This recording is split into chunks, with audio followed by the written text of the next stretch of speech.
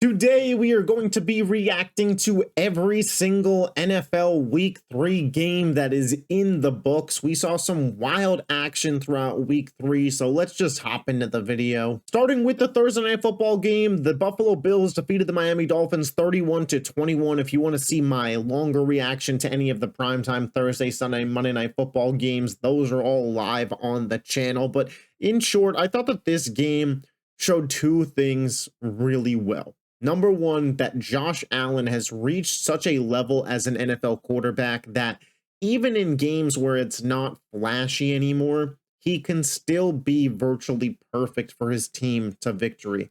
22 of 28, 213 passing yards, 3 touchdowns, no picks, a 134 passer rating, in a spot where I do think it was a little bit of a trap game for Buffalo, I guess, is fair. They were 2-0. Miami's 0-2. Short week, divisional opponent, very desperate team on the other end. Josh could have tried to force things, but instead he played his game, was within himself, and went out there and got the win. And for Buffalo overall, I think it's a nice win to get in that spot because there were some teams in this week that kind of snoozed on their 0-2 opponents, and it really ended up costing them. Miami, on the other hand, they fought for McDaniel, so I think that's always nice to see. I think he's going to be extended as the head coach in terms of his season is going to last a little bit longer. But at the end of the day, death, taxes, Tua, turn the ball over in the big spot, in the crucial spot, especially versus the Buffalo Bills. It seems like Tua always throws an untimely interception, threw the ball just directly to the linebacker of the Buffalo Bills as they were driving to potentially tie the game or take the lead on a 2-point conversion in this game. It was overall pretty entertaining, but at the end of the day, the game kind of went how we all thought the game was going to go. In what may have been the game of the weekend, the Philadelphia Eagles come out on top over the Los Angeles Rams 33-26. This game was something, man. I think my biggest takeaway to open up this game was that the Philadelphia Eagles, this is a Super Bowl level team. And obviously they just won the Super Bowl, but they showed you why in this game with their fight. Down 19 points at one point in this game. They were down 19-7.5, and it felt like 30-7. Then they open up the second half with a fumble, giving the Rams excellent field position where the Rams score a touchdown to go up 26-7. And then the switch just flips. Philly starts executing on offense, pushing the ball down the field, getting A.J. Brown and Devonta Smith involved. Those guys combined for 19 targets of 32 Jalen Hurts pass attempts. Like, that's where that number needs to be. They are the best wide receiver duo in football, and it's time to start throwing the ball to them if you are the Philadelphia Eagles. And I don't know if it's Patullo, Sirianni, whoever it was, but the switch was flipped because once the passing attack opened and the rushing attack opened, then the defense started balling out because you had to keep Stafford and them boys off the board, and the special teams, 2 blocked field goals, and then of course Jordan Davis takes the end of the game one all the way back to the house. Like, that was as impressive of a win as you will see an NFL team be able to produce. And that's just the truth of the matter. That is one of the most impressive wins.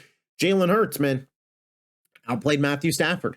Didn't look like it was going to be that way in the first half, but there's 4 quarters of football.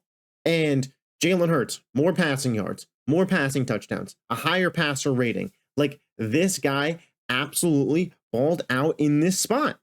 And you have to respect him for it.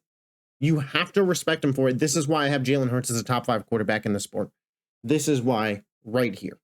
Because in a game like this, in a spot like this, he was absolutely able to produce. The Eagles offense looks back. Jalen Hurts is a top 5 quarterback. A.J. Brown back in this situation. Jordan Davis makes a massive play. Zach Bond had a pick earlier in the game. DeJean led the team in tackles. For Philly, it doesn't get better than what we just witnessed. That comeback win in the second half, that was the Super Bowl champion Eagles. And the Super Bowl hangover maybe lasted 10 quarters. Maybe this was a flash in the pan. They play Tampa next week, another 3-0 team that we're going to talk about, so we'll see. For the Rams side of things, while I think losing this game obviously sucks to a high degree, I think there's some great takeaways. Puka, top 5 wide receiver in the sport. 11 for 112 in this game on 15 targets. I swear Puka is just always open. The offense executed at a very high level. The rushing attack of Kyron Williams and Blake Corum looks like it's going to be really legit as a 1A, 1B for the Rams. I think that they have some great young players on their defense. That defensive line of Verse, Fisk, Poona Ford, Byron Young is going to be something for them this year. They had a couple guys in their secondary too. Curl, Kitchens, Lake. Like, those guys were all over the field in my estimation. Quentin Lake with 4 pass deflections is just an insane number for him to have. Personally, after this week, you could argue that these were the 2 best teams in the NFC. Squaring off, this could be your NFC championship game. This very well could determine who goes to the Super Bowl between these 2 teams. Philly battles back, gets the win in a fantastic outing in this one, but I think both of these teams are absolutely elite, and you saw that on display in this game. Up next, we had one of, if not the weirdest outcome of the weekend, as the Cleveland Browns defeat the Green Bay Packers 13-10. I had the Packers in my survivor pool. Well, there goes that. This game, yes, it said something about the Packers, and we'll talk about the Packers in a second, but I want to give flowers to the Browns. Their defense is legit, man. They might have a top 5 to 8 defense in all of football. Obviously, we all know that Myles Garrett's a freak, but they really got 11 guys on that side of the ball that, when healthy, play some damn good football over there in Cleveland. And it just makes me think, like, over and over again, if they just simply had a mid-level quarterback instead of a bottom-of-the-barrel guy, could Cleveland be a playoff team? You could argue that they could have won week 1. Now you look at this defense, Judkins comes in, and they have a real rushing attack. We obviously saw last year that Jerry Jeudy can be a legit weapon. We'll see if they can get Isaiah Bond rolling more. You have Njoku and Fannin and Tillman. Like, it just made me think, if Cleveland, and don't get me wrong, Cleveland's done it to themselves, kicking Baker out the building. I'm not saying that I feel super sympathetic for Cleveland, but I feel bad for Browns fans. But if they could just get a decent QB with Stefanski, that defense, and now Judkins, Sampson running back duo, I feel like Cleveland could push to be a playoff team. I really do. For the Packers side of things, man, this is a game that certainly brings you back to reality if you're the Green Bay Packers. And do I throw away everything that I previously thought about the Green Bay Packers because of this game? I don't. I still think that they're legit Super Bowl contenders and should be treated as a real threat. They were 2-0, Cleveland 0-2, Cleveland the much more desperate team. Green Bay kind of seemed like they were sleeping through most of this game, if I'm being completely honest. And in the NFL, if you sleep on an opponent that's well coached and has a good defense, this is the kind of shit that could happen. But this is the kind of shit that makes me worry about Green Bay. For the first 2 weeks of the season, everybody was talking about them as if they were the lock to come out of the NFC and win the Super Bowl. And I thought, like, well, that was a little far. People were saying, oh my God, the Packers are for sure going to the Super Bowl. And I did think it was like a little pump the brakes on that. But I thought that they were one of the 2 best teams in the NFC through the first 2 weeks, and certainly one of the 3 best teams. But now I do look at Jordan Love in this spot and just this team overall and think, do I trust them to go on a playoff run? A team that I couldn't trust to take care of business against a Cleveland Browns team. Can I trust them to make enough plays to go to a Super Bowl? Can I trust Jordan Love to not throw a boneheaded interception in a big spot like he did in this game? I don't know.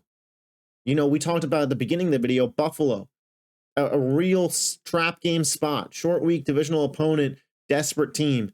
Josh Allen does what he needs to do for the team to win. And I'm not saying Jordan Love has to be Josh Allen, but you got to do enough for your team to win. And he just didn't in this spot. The Indianapolis Colts moved to 3-0, picking up a 41-20 victory over the Tennessee Titans. Tennessee falls to 0-3 in the Cam Ward era. The Colts are for real, man. The Colts are for real. And, the win over the Titans, if they had won this game 21-20, I don't think I would have felt the way that I feel about the Colts today. But they've played 2 bad teams in Tennessee and Miami and dominated them. and a team in Denver that I think is legit good, and they beat them. Yes, they took a little bit of luck at the end and penalties of Denver shooting themselves in the foot, but you don't get to 3-0 by accident.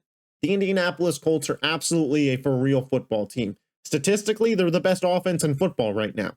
I think in this game, how many times did they punt? How many times did the Colts end up punting in this game? Because one punt there in the second quarter, and then that's it. They have one punt through 3 games, the Indianapolis Colts. That is insane. To put in perspective what levels of efficiency that is offensively, the only team to have 5 or less punts through 3 games and being 3-0 is the 2007 Patriots. The undefeated 2007 Patriots, who obviously lost that Super Bowl, but they had Brady and Randy frickin' Moss. Okay? Like, that is the efficiency company that the Indianapolis Colts find themselves in offensively at this point in time. Daniel Jones, I believe they said it was the first quarterback in NFL history of the Super Bowl era to start with 3+ passing touchdowns, 3+ rushing touchdowns, 3-0 with 0 turnovers. Daniel Jones has leveled up.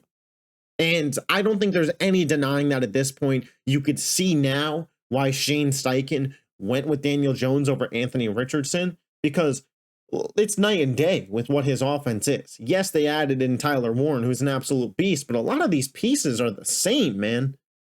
And now you have one of the most efficient offenses in football that last year felt like a dud. And the change is Anthony Richardson to Daniel Jones. In this game, DJ didn't have to do much. Indiana Jones, 228, 1 touchdown, 113 passer rating, 94.1 QBR. Guy was legit. Jonathan Taylor might be the offensive player of the year. Yeah, I mean, he owns Tennessee, 17 for 102 and 3 touchdowns, and he also had 3 for 16 in the air. Like, the guy's just an absolute monster. Michael Pittman has another good game, so that's 2 or 3 weeks for him. Alec Pierce was cooking the Titans while he was out there. Tyler Warren is an absolute beast. The Colts defense started things off right. Kenny Moore with a pick six. Like the Colts are a legit team. And right now, I think that the Colts, even though the Jags are 2-1, I look at the Colts as the clear best team in the AFC South. Let me know in the comment section if you look at them that way as well. And then on the Titan side of things, I do think Cam Ward is actually solid. I actually like Elik Eomanar. I don't think they have enough pieces offensively, truthfully. I think Calvin Ridley kind of fallen off a little bit. The run game is not what it should be, and Callahan's got to go. Callahan is one of those head coaches that I think just doesn't have the intangibles to be a head coach. And we probably should have known that coming from Cincinnati and the operation that they ran there. But the end of half field goal, that was a 57-yarder. Colts call a timeout. They want the ball back. A minute, they call their timeout. Their timeout runs. Tennessee still gets a delay game because Callahan couldn't decide if he wanted to go for it or kick the field goal. It ends up being a 62-yard field goal. He kicks it. Sly misses it. And then the Colts get 3 points before the end of the half. It was just a real disaster operation. And Callahan was asked after the game, and he said, even with the full timeout, he couldn't decide if he wanted to go for it or not. It was just, Tennessee's just a really sloppy operation over there. It kind of reminds me of the Bears last year, where I don't know if Cam Ward has it or not. The flashes are there, but his situation is just so bad that I don't think we could fully jump on blaming Cam Ward at this point in time. But this was night and day. The Colts, clean operation, excellent head coaching, and an offense that's elite in terms of being two-dimensional in efficiency versus a sloppy Titans operation, an offense that's half a dimensional, and they just don't know what they're doing over there. The Minnesota Vikings absolutely kicked the shit out of the Cincinnati Bengals, 48-10 victory. The Vikings roster is so loaded, and when I picked the Vikings to make the playoffs at the beginning of the year and still be a legit contender, this is the Vikings team that I thought we were going to get. Now, I'm not saying I thought we were going to get 48-10 and 2 defensive touchdowns every week, but in terms of how talented the roster is and how much you saw it, this is what I thought. Jordan Mason came in, and I thought he was going to be excellent for them. He was carrying the load in this game, obviously, because of the injury to Aaron Jones. Jefferson, Hawkinson, both performing. Jordan Addison back next week. A Vikings defense that, I mean, we saw Isaiah Rodgers have his best ever game, a 99.9 rating per PFF, the best PFF rating ever, a pick six, 2 forced fumbles, a fumble recovery for a touchdown. Like, the defense for the Vikings got 37 fantasy points, if that tells you where they're at. They had 4 sacks, 7 tackles for loss, 9 quarterback hits. Like, they were all over today. And don't get me wrong, some of that is playing Cincinnati and some of that's playing Jake Browning, and that'll happen. But the domination we saw from Minnesota today, top to bottom, their roster was just so legit. And this is what I thought we were going to see from them. Kind of makes you go, is JJ McCarthy a problem? Or was Darisaw finally healthy and now the offense is able to roll? And part of it's you're playing Cincinnati. And we'll get to see over the next 3 weeks just kind of where Minnesota falls and if it is a JJ McCarthy issue or if this is just kind of a week where all the stars aligned. I do a little bit more lean that, but I do think Minnesota is still a very much alive playoff team in the NFC. And boy, if you're the Bengals, man, they said before this game that they were not going to make a change at quarterback. They said that they were going to roll with Jake Browning. I don't know how you do after this game. I don't know how you at least don't pick up the phone and call the Giants on Jameis Winston. Because this offense, if it is going to be this unenthused and this non-dynamic, it is going to be, it's over. Truthfully, Jake Browning played terrible in this game. Jamar Chase, 5 for 50, isn't acceptable. T. Higgins, 1 for 15 on 2 targets, isn't acceptable. Chase Brown, 10 carries for 3 yards. Ew. Not acceptable. The offense is not going to be able to run at remotely a decent level with Browning. That's my thoughts after this game. And I get it. Flores and that defense, like the Vikings are legit and you have to respect them. But this was a disaster class if I've ever seen one. And Cincinnati can't just wait around on this. If you are truly going to be alive for when Joe Burrow comes back, this was one of the games you should have won. Carson Wentz on the other side, like, yes, in reality, Minnesota dominated them, but going into the game, a very winnable spot for Cincinnati, and they completely shit the bed. Pittsburgh goes to Foxborough and gets a 21-14 victory over the New England Patriots. I gotta be honest, I'm not sure if either one of these teams is good. Not great. I mean, I'm just not sure if either one of these teams is good. For Pittsburgh, the defense finally showed up, and it seemed like they were really missing the impact of rookie Derek Harmon because they were able to get home. They were forcing fumbles. The defense finally looked like a Mike Tomlin-led Pittsburgh Steelers defense, and that's great. I have my questions about the offense. It seems like if the first read isn't there for Rodgers and anything goes off script, the whole thing falls to shit. Jaylen Warren is an excellent football player, but I don't think that the rushing attack of the Pittsburgh Steelers is at all legit. They average 2.5 yards per carry. That's obviously not great. Caleb Johnson has found himself a spot on the bench, even though I do think he's actually, truthfully, their best running back. Their leading receiver today had 34 yards.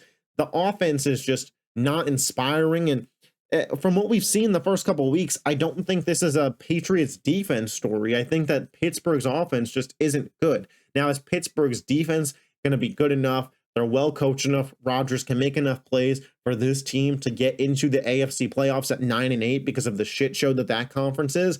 That's still 100,000% on the board. But I don't think that they are a good team, and I don't think that New England's a good team either. New England's only win this year has come against the Miami Dolphins, and they have 2 losses to the Raiders and Steelers. Like, if you are a legit playoff team with that schedule, you should be 2-1. Minimum.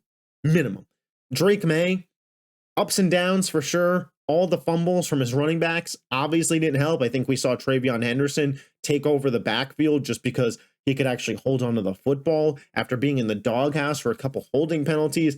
That offensive operation, a little bit of a mess. The team's a little messy for a Vrabel team, if I'm being honest. Ultimately, they need to get a wide receiver 1. And they're not going to be successful without one. Stephon Diggs past his prime. Kayshon Boutte isn't a legit one. Hunter Henry had to be the guy in this game, and it just wasn't enough.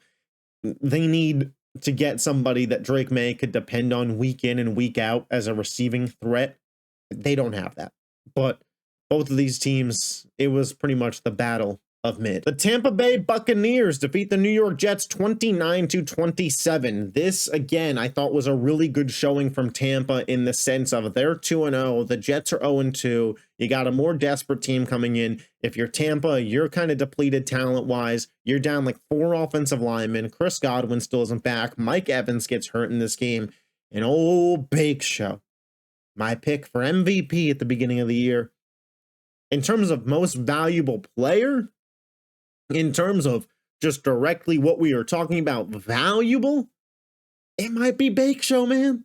3 straight games, 3 straight fourth quarter game-winning scoring drives out of Baker Mayfield. You could argue that, hey, Tampa could be 0-3 at this point. Sure, but they're 3-0 because of who they got at quarterback and because he finds a way to get shit done. And you got to respect Baker for it. You have to respect him for it. Again, all the injuries that they're dealing with, to be 3-0 is mighty impressive. And I give a lot of that credit to Baker Mayfield. Now, the Buccaneers got some young talent on this offense that I think Buccaneers fans should be thrilled about. Bucky Irving, a legit running back. I know that the numbers don't show it in this game. The Jets actually have a pretty decent defense with Williams, both of them on that side of the ball. I thought Bucky Irving was solid in this game. You know, even what he did in the receiving game. Emeka Egbuka has arrived. Egbuka had a second catch, that one on the sideline where the ball was bobbled. That was a catch. He got both feet down after getting possession of it. Egbuka probably should have had over 100 yards on the day. And they're going to need him because Mike Evans is going to miss some time. Chris Godwin's coming back. Like, he's going to be the one there for probably the next month, I would say. We'll see what the deal is on the Mike Evans hamstring injury, but they're going to need him. And they're probably thrilled that they spent that first round pick on him now, because between him and Tet, I don't know which one's the best wide receiver out of the draft class. But those are the top 2. And one of them was picked in the top 10, and you got Emeka Egbuka in the 20s. So very solid value there. For the Jets, they're 0-3.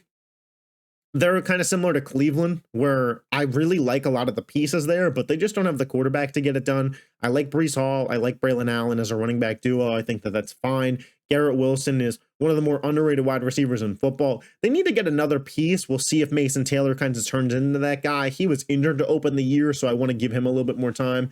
I like their offensive line. I like their defense. The team seems to fight for Aaron Glenn. If they could land a Nussmeier in this draft, the New York Jets could be the second best team in the AFC East next year, and I don't think that that is crazy to say at all. Tampa holds on and wins because of Baker being an MVP candidate, but the Jets, 2 of 3 weeks, have shown me things to believe in for this football team going forward. The Washington Commanders defeat the Las Vegas Raiders 41-24. I thought that this was a great win for Washington. I thought to be able to let Jaden Daniels rest a week after an injury, where 1-1 coming into this week, Raiders at home, leaving 1-2, you'd feel real sour grapes. Leaving 2-1, you'd feel like maybe you stole a game and you could certainly be competing in the NFC.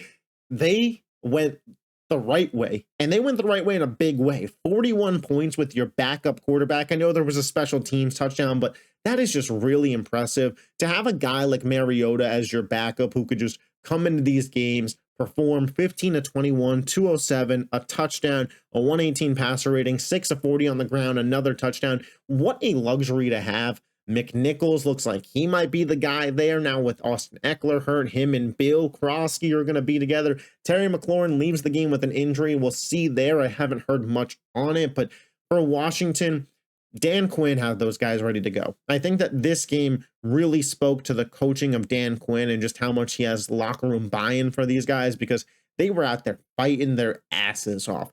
And for Vegas, man, coming off that loss to the Chargers, you were playing a team with a backup quarterback. I thought that this was a real crossroads for the Raiders season to show us who they were. They beat New England, not super handily, but I felt like it was a good win for them in week 1, but New England not looking that great. You lose to the Chargers, but the Chargers look like they might have the best defense in football and are legit Super Bowl contenders. This game was going to tell me a lot about the Raiders, and it told me that they're not ready for prime time, man. The rushing attack with Genty just isn't quite there yet. Trey Tucker, have a day, 8 for 145 and 3, but their defense just gets absolutely wrecked in this game. I don't even know what the Commanders would have done with Jaden Daniels, and it feels like, yeah, Washington's a legit playoff threat. They're going to probably win a playoff game, maybe 2 like last year. And the Raiders, probably not making the playoffs, especially in that AFC West. The Carolina Panthers put an absolute beat down on the Atlanta Falcons,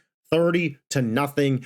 For Carolina, a little part of me is like, hey, did they get rolling a little bit in the second half of that Arizona game? And I look at what the Panthers did offensively, and I'm kind of like, yeah, this team's probably still not going to make any bit of noise. Only 121 passing yards out of Bryce Young. Even in a blowout victory, that's still pretty low. Ted McMillan, though, that guy looks like he's absolutely legit week after week. I feel like he's getting better and better. And even though the counting stats don't show it in this particular game, I thought the catches that he did make were really, really great. And again, you look at it, he had close to 50% of Bryce Young's production. Chuba Hubbard is solid. The defense made some moves for Carolina. But to me, this game was a lot more about Atlanta than it was Carolina. This is why I didn't buy into the Falcons hype. This is why I didn't buy into the Michael Penix hype.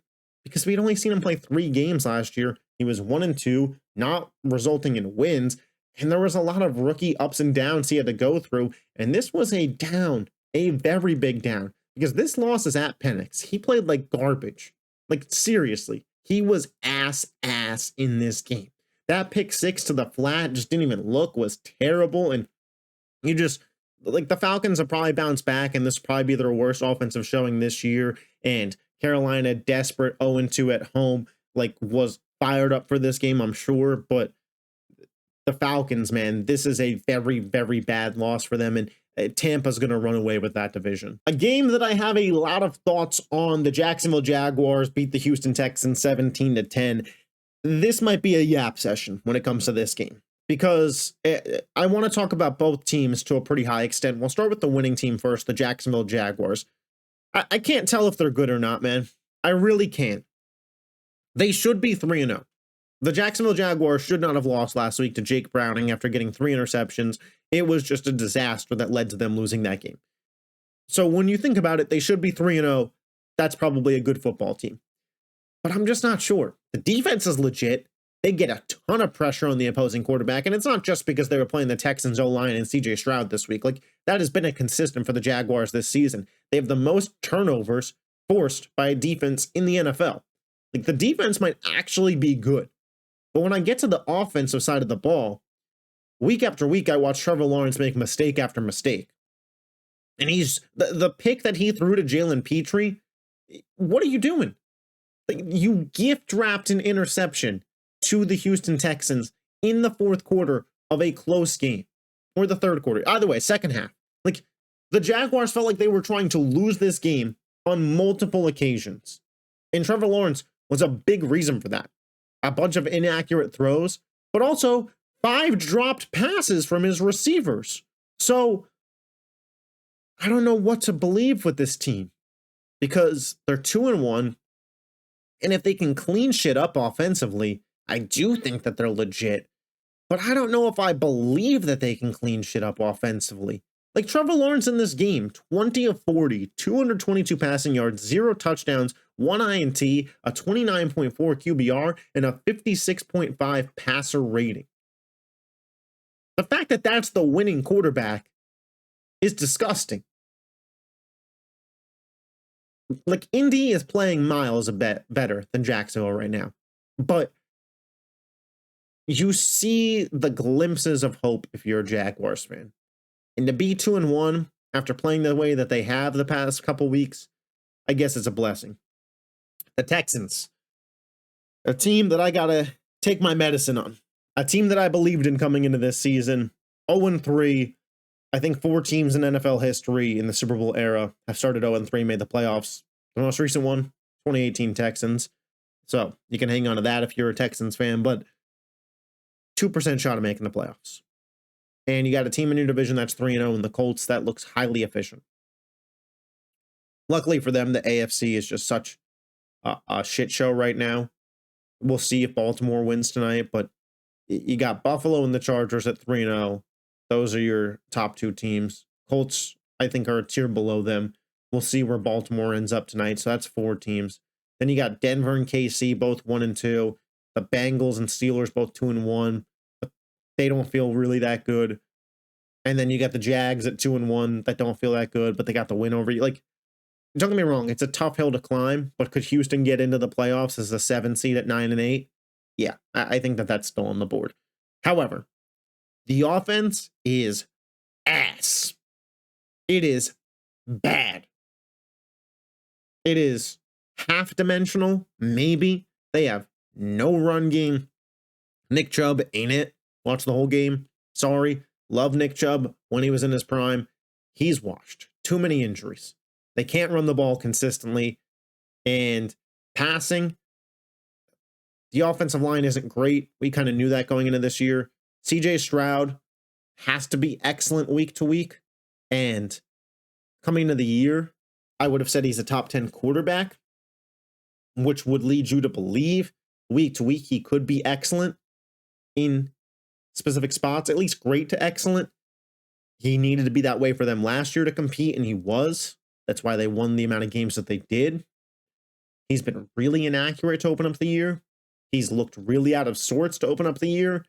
And in terms of receiving weapons, it's Nico Collins and nobody else. And it's just not a recipe for success. And Houston's defense is legit. Will Anderson Jr. is one of the best defensive players in football. So is Derek Stingley Jr. He got hurt in that game, though.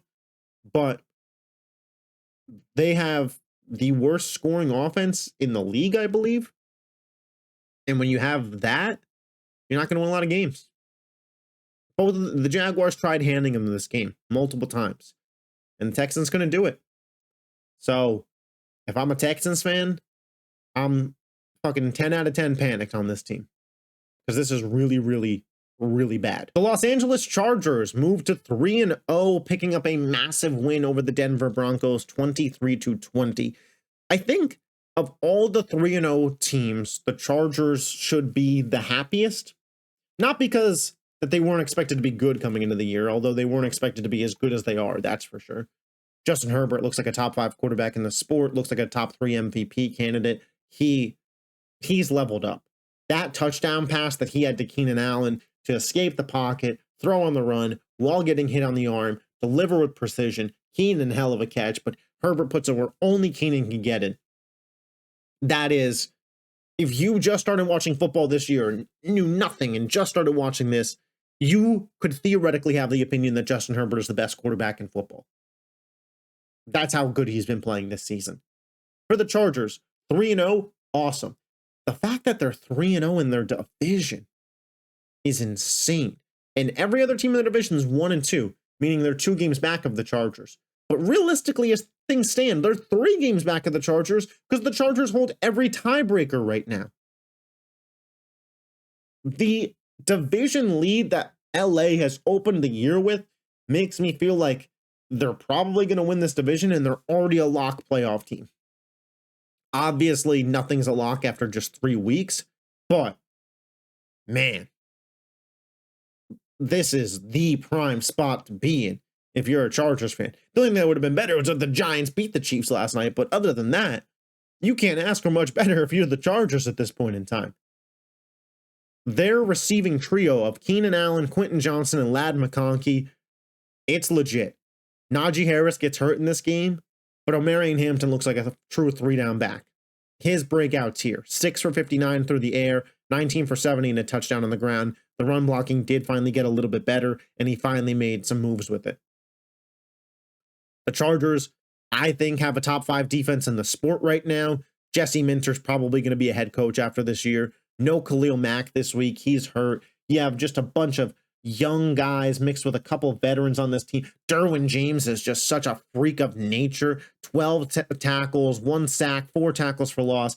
He is just such a beast when he's out there. One of the most underrated players in football. But again, you go down this list like Henley, Still, Gilman, like Tupoloto, like Tart, like it's just a lot of guys that aren't big names, but when you put this unit together, man, they perform so freaking well week after week. They are one of the toughest defenses to move the football against. And the Chargers, I proclaimed it 2 weeks ago in the tier list. They're legit Super Bowl contenders, and shit, they might be favorites on the tier tomorrow. For Denver, they're 1-2, and 1-2 sucks. But they're probably one of the better 1-2 teams in football because Denver realistically could be 3-0. Their execution has been poor. Bo Nix has been mid to bad for most of the season. He had, he had a good game last week versus the Colts, and he had 2 good quarters in this game. That touchdown pass that he had to Cortland Sutton before the half was a beauty. But he had Sutton up the sideline in the fourth quarter of this game and missed him. And Justin Herbert makes that crucial, crazy throw to Keenan Allen, and Bo Nix is missing Sutton by about 6 inches when he's open. Wide open. And that's the difference in the game, man. One quarterback made the plays, one quarterback didn't. And 23-20, the divisional game, execution is everything. And the Chargers had it, and the Broncos didn't. And if you're a Broncos fan, the season's by no means over. You could still produce. I'm not out on Denver, but the execution has to get better week after week. Because a team that should be 3-0, or I guess could be 3-0, should be 2-1. That Colts game, they really shot themselves in the foot. This game, obviously, just a competitive game, but should have a winning record, is 1-2. And thank God for the Broncos that the AFC is, again, the crapshoot that it is, but they got to be better. They have to execute better. Can they? Absolutely. Will they? TBD. Chargers? Cloud 9.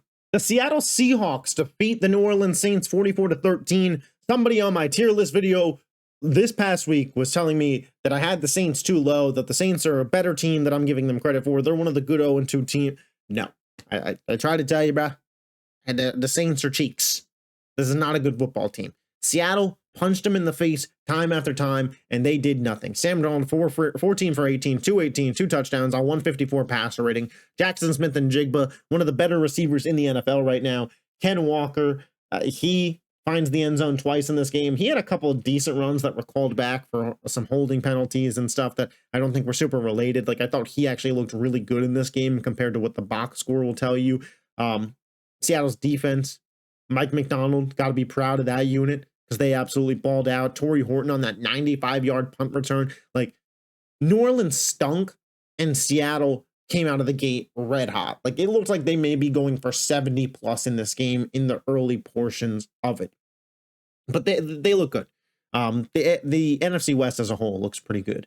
It's 3-2-1 teams, including Seattle, and then the Niners are 3-0, which we'll talk about that game in a little bit. But the NFC West is one of the better divisions in football this year. Absolutely. New Orleans, they're cooked, bro. They're just a bad football team. They have some pieces on there. Olave starting to produce for them consistently is nice to see. Juwan Johnson, who they paid, is a solid second option, and I like Kamara, but you're not going to go anywhere with their quarterback situation. They should probably start selling some of the veteran players on their defense and getting draft capital while they can. It's just a bad football team. And I like Kellen Moore, and I like some of their pieces, but as a whole, what they produce week to week, they're bad. And shit, they might be the worst team in the NFL. The Chicago Bears beat up on the Dallas Cowboys 31-14. Caleb Williams, game of his life. 19-28, 298 passing, 4 touchdowns, a 142 passer rating, 12 through the ground. Am I trapping myself? I'm back on the Bears, baby. To be fair, I didn't completely leave them. When I look at the Bears, I think that they have won 7 quarters of football this year. And in terms of just the play that they put out there. And they lost 5. And they're 1-2, could easily be 2-1 if it wasn't for that Minnesota game. And I think we're looking at the Bears very differently today. If they hold on to that week 1 game versus Minnesota and they're 2-1 and their only loss is in Detroit to a Lions team that's Super Bowl contenders, I think we could all consensusly agree today that the Bears are probably a playoff team if that was the case. It wasn't, because they collapsed, and that's on them. They shot themselves in the foot, and that's not what good teams do. However, the signs of a good team are there. The O-line is good. Caleb looks like, give it some time in this Ben Johnson offense, but we just saw the best game of his career. The rushing attack, Swift and Monongai could be a little bit better, but I think it'll get there. They really started running the ball well in the second half of that game. Odunze, DJ Moore, Zacchaeus, Loveland, Burden now involved. The weapons are there. The O-line's excellent. The defense is serviceable. Dennis Allen is getting those guys to play better. I would have been interested to see what they would have done a full game with CeeDee Lamb out there. We'll never know. Obviously, CeeDee Lamb gets hurt, and a lot of the Cowboys' offense falls apart. But they were forcing turnovers still. It was still a good day for the Bears defense. And I just look at the team. Ben Johnson, I thought, coached his best game. Caleb played his best game. We're 3 weeks into the season. They got the Raiders next week. Winnable game. They leave that 2-2. And all of a sudden, maybe they're a playoff. Maybe they could get in there. Maybe they could level up throughout the season. Logically, you would think that this is a team that'll improve throughout the year. Will they actually? To be determined. Was Caleb Williams and Ben Johnson and this team born, or is Dallas just that bad? Because we watched Russ kind of cook them last week. I don't know. We'll see. The Cowboys. 1-2, their only win is an overtime win over the New York Giants, who are 0-3. Cowboys are a bad team, man. Cowboys got a lot of money in the wrong spot. CeeDee Lamb now hurt. Dak Prescott not high level enough to overcome that and even compete in this game. The defense is bad. Desperately miss Micah Parsons.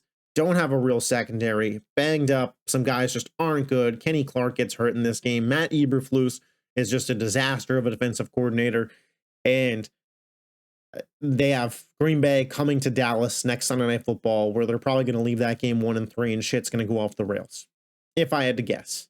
Dallas is not a good football team. The 49ers beat the Cardinals 16-15 and improved to 3-0. The 49ers just win, man. And I talked about this on the tier list. I talked about it on the podcast with Javon last week. I had the 49ers as a playoff team. Some people told me I was too high on them. They just find ways to win, man. No Brock Purdy for 2 games. No George Kittle for 2.5 games. Ayuk hasn't played a snap. You got injuries all on the defense. Trent Williams have been banged up. And they're 3-0. Shanahan, McCaffrey, Saleh. Saleh's got that defense playing way better than I thought that they were going to open the year. Got to hold your breath on that Nick Bosa injury. But the 49ers are real, man. And their schedule is as cupcake gets. Could they win the division? I mean, it's a pretty competitive division. And I do think that the Rams are a better football team. And I think that them, Seattle, Arizona, we'll see. I would lean Niners right now, especially like once they're healthy.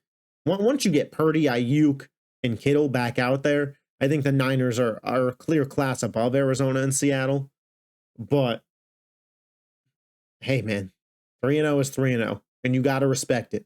You got to respect what the Niners have done week after week. Shanahan, one of his better starts to a season because his coaching is really keeping this team alive right now in what is the most competitive division in football to open up the season in the NFC West. And for Arizona, they're 2-1, and I think that they've played some solid football. Marvin Harrison Jr. needs to absolutely be better. Dropping that pass was a disaster. Prayers for James Conner. Doesn't sound good right now, but you just can't trust Arizona.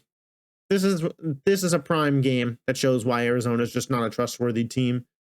On the road, sure, but a backup quarterback. Their 2 best receiving threats out.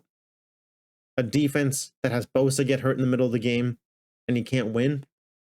And just can't trust you to be a consistently good team throughout the season if you're the Cardinals, when you can't win games like that. And then lastly, on Sunday Night Football, the Chiefs picked up the 22-9 victory over the Giants. We talked about this on length on the channel already, so I'm just going to kind of be quick here with this. Kansas City They looked like Kansas City last year, man. Is it entertaining? Not really. Does Mahomes have to make play after play? You bet your ass he does. Is there a receiver out of nowhere in Tyquan Thornton who's actually looking decent for this team? Yup.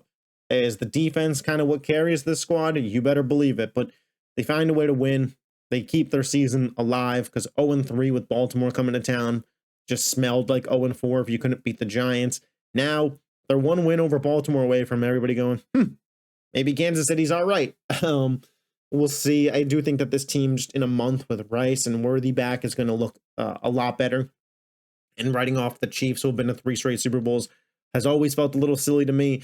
For New York, I think next week they play the Chargers. I wouldn't send Jackson Dart out there against that defense, but I think we're 2 weeks away from seeing Jackson Dart, as the 0-4 Giants will probably send him out there against the 0-4 New Orleans Saints. But as always, those were just my thoughts. We'll be back up on the channel tonight after the Ravens-Lions game to give my instant reaction to what I hope will be fireworks. If you love the NFL and you're not yet subscribed to this YouTube channel, hit that subscribe button. We're on the road to 500 subscribers. If you made it this far in the video, I would really appreciate it if you hit the like button. I appreciate all of your support. I'll catch you next time. Peace.